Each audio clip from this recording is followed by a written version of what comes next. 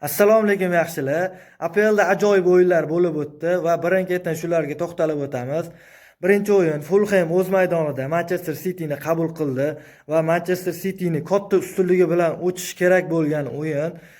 Manchester City o'zi uchun qiyinlashtirib oldi desa ham bo'laveradi. 3-1 hisobida oldinda borayotgan Manchester City o'yinni tashlab yuborish hisobiga sal qoldi Manchester City ochko yo'qotish va qiyin g'alabaga erishdi. 4-5 hisobida yirik shot bo'lib ketib qoldi do'stlar. Abduqodir Husanov bu o'yinda ham maydonga tushmadi va Abduqodir Husanov Manchester Cityda to'ldiruvchi o'yinchi bo'lib qoldi. Kimdir jarohat olsa, o'rnini to'ldiradigan o'yinchi bo'lib qoldi hozir. Va navbatdagi o'yin Leeds o'z maydonida Chelsea ni qabul qildi. Bu o'yin bir ajoyib multfilmni eslatib yubordi. Yoshligimizda ajoyib multfilm bo'lar edi. Boylarni tunab, kambag'allarga yordam beradigan bir multfilm bo'lardi-ku. Robin Hood degan va o'sha multfilmni eslatib yubordi.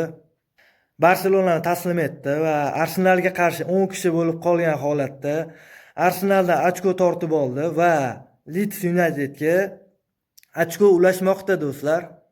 Chelsea Robin Hood vazifasini bajarmoqda hozir. Chelsea qanaqa klubsan o'zi?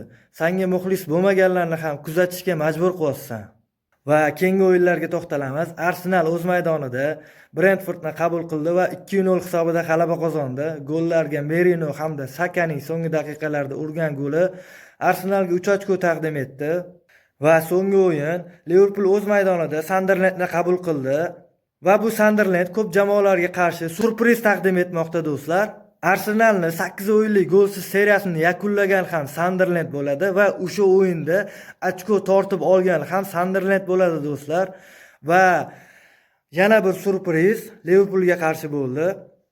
Va Liverpooldan ham ochko tortib oldi do'stlar.